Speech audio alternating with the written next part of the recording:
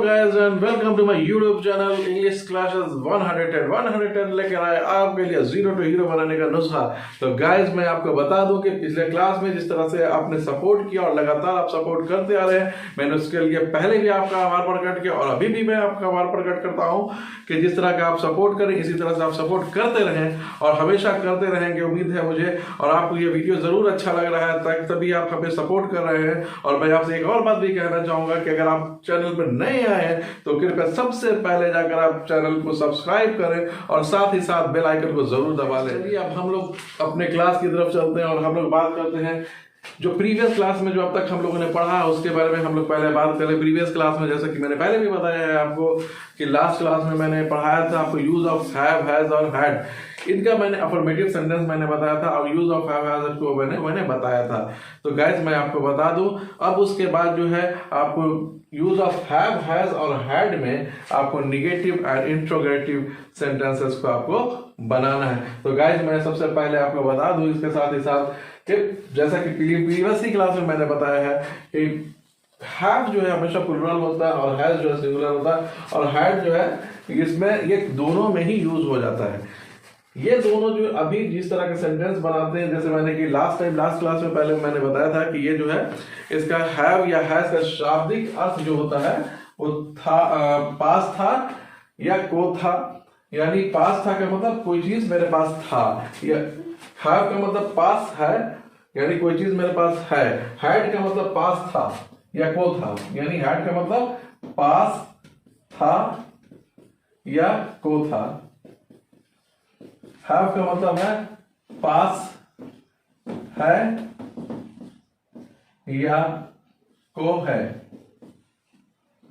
ये हैव या हैज दोनों के माने सेम होता है। हैज का जो यूज होता है जैसे कि मैंने पहले क्लास में बताया था वो सिंगुलर होता है और मतलब सिंगुलर सब्जेक्ट के साथ यूज होता है और हैव का जो यूज होता है प्लूरल सब्जेक्ट के साथ। लेकिन एक्सेप्शन में मैंने आपको लास्ट में बताया था कि आई के साथ जैसे कि मैंने बताया आपको वो हमेशा हैव का ही इस्तेमाल होता है, वो एक अलग बात है। यू के साथ जैसा कि आप जानते हैं कि यू हमेशा सिंगुलर भी हो जाता है प्लूरल भी हो जाता है। यू जब अकेला भी होता है तो भी हम हैव का इस्तेमाल करेंगे और जब साथ में यानी कई लोग मिलकर यू रहेंगे तब भी जो है हम लोग हैव का ही इस्तेमाल करेंगे।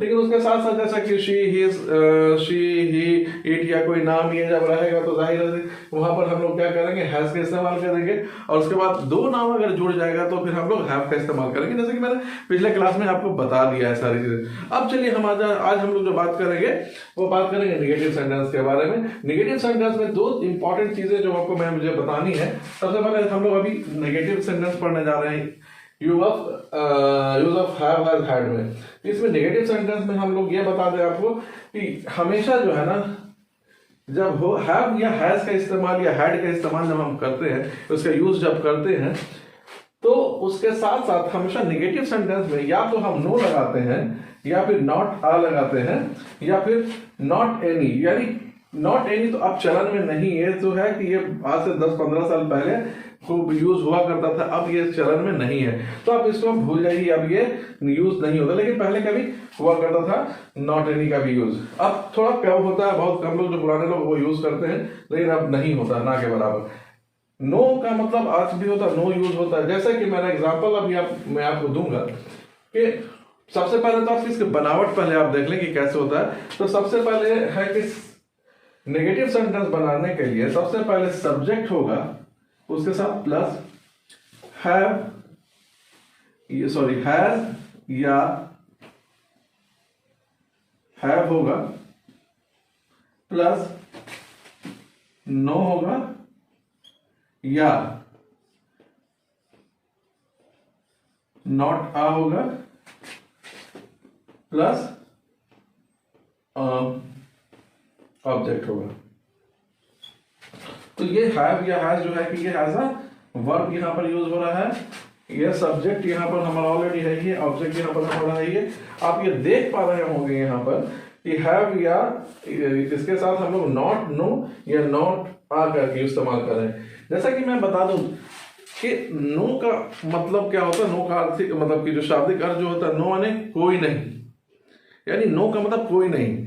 अब जैसे कि नॉट आ कहने का मतलब कि नहीं, एक भी नहीं। अब दोनों का शाब्दिक अर्थ आपको समझ में आ गया होगा जहां तक मुझे उम्मीद है। तो अब हम लोग चलिए हम लोग जो है सेंटेंस बनाते हैं, यानी वाक्य बनाते हैं, इस नेगेटिव सेंटेंस बनाते हैं। तो नेगेटिव सेंटेंस बनाने के लिए सबसे पहले हम लोग एक उदाहरण लिया आप लोगों ने, मेरे पास कलम नहीं है।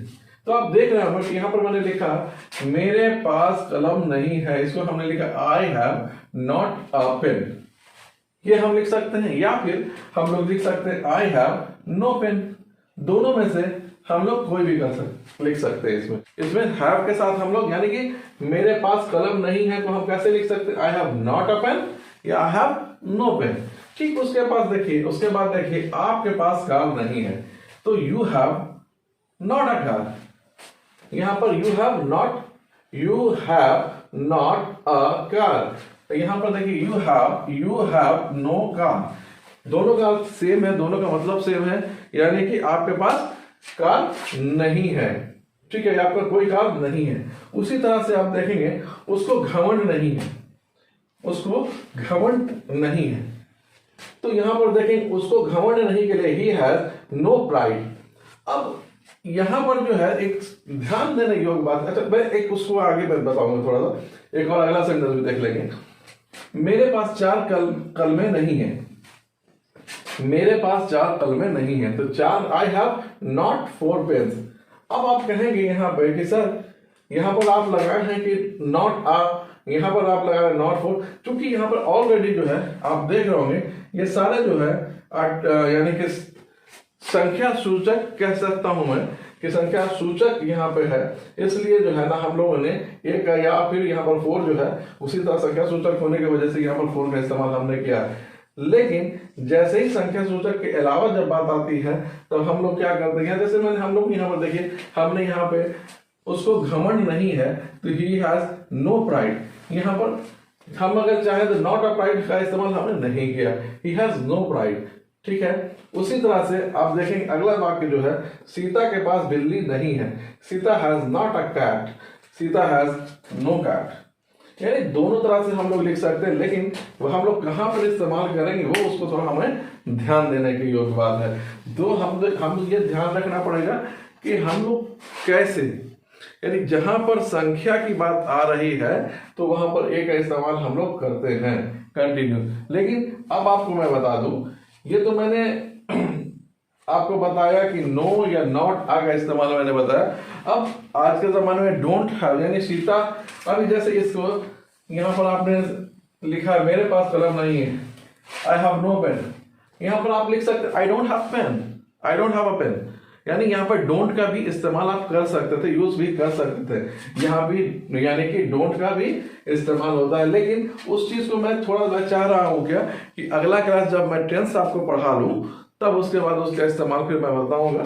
लेकिन जब अभी जो फिलहाल जो है आप ये समझें कि ये नो या नॉट ए का इस्तेमाल सिर्फ करें आप, ताकि आपके लिए भी आसानी होगी समझने में और हमें भी बताने में आसानी होगी, ताकि आप छोटी छोटी चीजों को समझें तो उससे ज्यादा आपको अच्छे से आप समझ पाएंगे। अब बात करते हैं हम लोग इंटेरोगेटिव सेंटेंस की बात करते हैं इंटेरोगेटिव सेंटेंस के बारे में। इंटेरोगेटिव सेंटेंस में जो है हम लोगों को सबसे पहले use of have has had में इंटेरोगेटिव और हैड का भी इस्तेमाल हम लोग को देखना है। तो सबसे पहले हम लोग बात करते हैं इसके बनावट की। देखिए आपको जैसा कि आप यूज ऑफ इज में था, यूज ऑफ वाज वेयर में था, सेम यहाँ पर भी आपको करना है, हैव हैज हैड को पहले ले आना, यानी कि हैज और हैड में भी जब प्रश्नवाचक वाक्य जब आपको बनाना होगा तो आपका जो वर्ब है उसको सब्जेक्ट के पहले लाना होगा और उसके बाद फिर सब्जेक्ट, उसके बाद फिर ऑब्जेक्ट। ये हो गया आपको इंटरोगेटिव सेंटेंस। और इंटरोगेटिव और नेगेटिव सेंटेंस में जब आपको करना क्या है कि सबसे पहले हैव हैज या हैड को ले आना है, उसके बाद सब्जेक्ट, उसके बाद नो या नॉट आ होगा और उसके बाद फिर जो है ऑब्जेक्ट होगा या अदर वर्ड होगा। अब देखिए मैं आपको यहाँ पर बता रहा हूँ, स्ट्रक्चर के थ्रू बता रहा हूँ।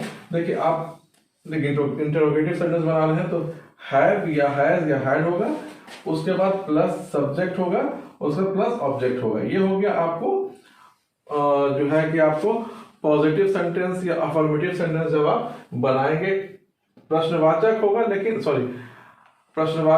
लेकिन पॉजिटिव होगा। यहां पर क्या है आपको प्रश्नवाचक बनाना है लेकिन यहाँ पर नेगेटिव होगा। जैसे कि आप देखिए हैव हैज या हैड पहले लगाएंगे हम, उसका सब्जेक्ट रखेंगे, उसके बाद नो लगेंगे, उसका नॉट या फिर नॉट रहेगा, नो लगेगा, या नो आप नहीं लगाना चाहते तो नॉट का इस्तेमाल करेंगे, या फिर नॉट का इस्तेमाल करेंगे, और फिर जो है कि ऑब्जेक्ट का इस्तेमाल।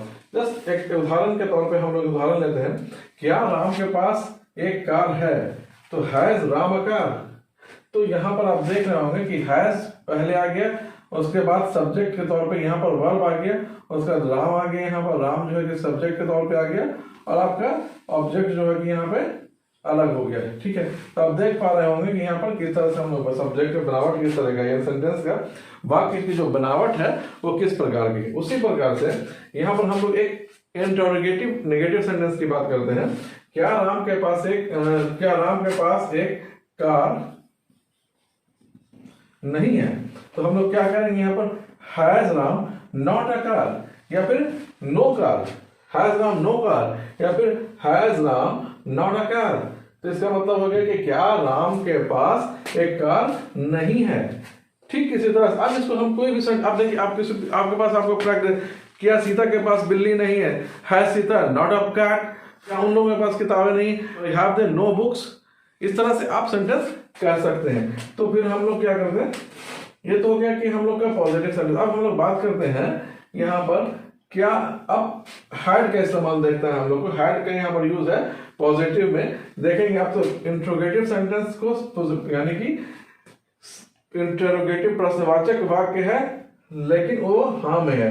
इसमें क्या राम के पास एक कार था की है, क्या राम के पास एक कार था, तो हैड राम अ कार, क्या राम के पास एक कार था। तो यहाँ पर आप देख पा रहे होंगे हैड पहले यहाँ पर है, उसका प्लस सब्जेक्ट है, उसका प्लस यहाँ पे आप देख रहे होंगे हैड यहाँ पे पहले है और उसका सब्जेक्ट है, उसके बाद ऑब्जेक्ट है। उसी तरह से जब हम नेगेटिव बात करते हैं, यहाँ पर प्रश्नवाचक भी और इंट्रोगेटिव नेगेटिव की बात करते हैं, तो क्या राम के पास एक कार नहीं था, तो हम लोग क्या करेंगे यहाँ पे, had Ram not a car या नो कार। हैड राम, क्या राम के पास एक कार नहीं था, had Ram not a car या हैड राम नो कार।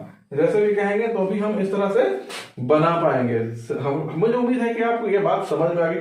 चलिए, हम नहीं है तो मैं एक बार फिर से आपको दोबारा बता दे रहा हूँ कि यहाँ पर आप देख लीजिए कि क्या राम के पास एक कार है, तो हैज राम अ कार।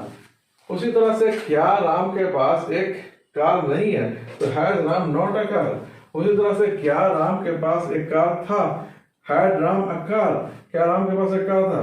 अब उसी तरह से नेगेटिव हो जाएगा यहाँ पर कि क्या राम के पास एक कार नहीं था, had Ram not a car या नो कार। तो मुझे लगता है कि आप इस तरह से एग्जाम्पल को देख के आप समझ पाएंगे। अब हैड का जो इस्तेमाल है इसको आप कहीं भी आप कर सकते हैं। जो अभी तक हम लोग बात कर रहे हैं तो ये बात पूरी समझ में आई होगी। यहाँ पर आपको बहुत सारी चीजें और भी बतानी है, लेकिन होता क्या है कि समय का अभाव होने की वजह से और आपको भी मुझे टाइम के लिमिट होने की वजह से मैं पूरी बातें नहीं बता पा रहा हूँ, लेकिन जितना हो सकता है मैं कवर करने की कोशिश करता हूँ। मैं उम्मीद करता हूँ कि आपको वीडियो पसंद आ रहा होगा, और मैं उम्मीद करता हूँ कि जो लोग नए आए हैं उन लोगों ने जो है कि बेल आइकन को दबा दिया होगा और मेरा चैनल को सब्सक्राइब किया होगा। और नहीं भी अगर चैनल जिन्होंने नहीं सब्सक्राइब किया है तो आप प्लीज काइंडली आप जाएं और जो है कि सब्सक्राइब कर दें, और उसके साथ साथ बेल आइकन को जरूर। वीडियो अच्छा लगा तो आप लाइक और सब्सक्राइब करना ना भूलें। आप जरूर लाइक और सब्सक्राइब कर दें, ताकि जैसा कि मैंने पहले बताया आपको कि हमें भी वीडियो बनाने में अच्छा लगता है और हमें भी हौसला मिलता है इसको करने से। तो मैं उम्मीद करता हूँ कि आप सब्सक्राइब जरूर कर देते होंगे, और अगर नहीं भी, और इसको मैं आपसे ये भी कहना चाहूँगा कि आप ज्यादा से ज्यादा शेयर भी इस वीडियो को करें, ताकि जो है ज्यादा से ज्यादा लोगों तक पहुंचे ये वीडियो और ज्यादा से ज्यादा लोग इससे फायदा उठा सकें।